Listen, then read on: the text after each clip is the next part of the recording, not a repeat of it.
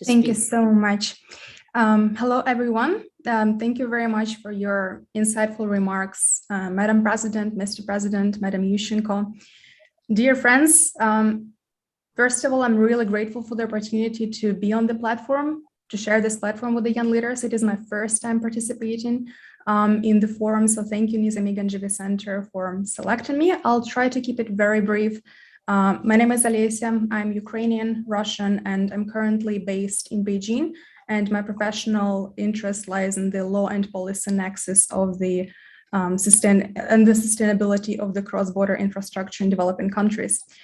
Today, I wanted to share one insight and idea, maybe into the where innovation can help address climate change in a little bit of a better way. And I have a certain idea that I would love to hear your thoughts on. And briefly, to sum it up, I think that one of the greatest opportunities to bring more innovation into climate change is through education. Now, this thought is kind of suffered through from my personal life experiences and my research, mostly in former Soviet Union countries, while I was conducting some research about an attitude to environmental protection and climate change. One kind of bottom line observation is that there are many obstacles to effective climate change that come from a lot of public suspicion and distrust towards the climate change, which is very unfortunate because it puts obstacles to a more cohesive civil society, which could hold governments and private companies more accountable. And I really think that this is unfortunate, again, but I think this is also where there is a lot of opportunity to bring more change through education. Now, yesterday we talked a bit about education already, and Madam Yushchenko even suggested that we compose a list of subjects that we would have benefited from if they were in the school curriculum. I definitely think that environmental protection and topics of ecological footprint of human activities would be a wonderful addition to the school curricula. But I will take a step further and suggest that it's not just the subjects, but also the formats in which we should approach the teaching. And I'm myself a huge believer of learning through experiential learning, project-based learning. This is something I've had the chance to work on for the past year. I've created a couple of project-based learning programs under a SCOLAR network, a platform that Victoria has recently introduced.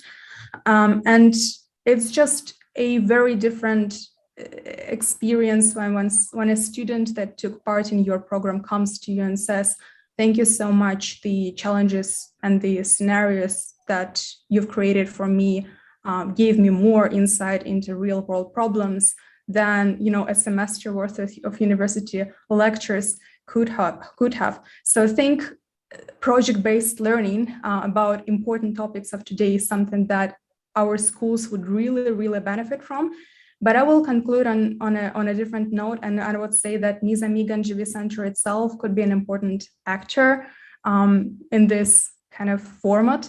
I'm only participating in the forum for the first time, but what I've seen gives me enough insight to understand what a tremendous potential your network of seasoned experts, former leaders, has a tremendous mentorship potential that the organization has.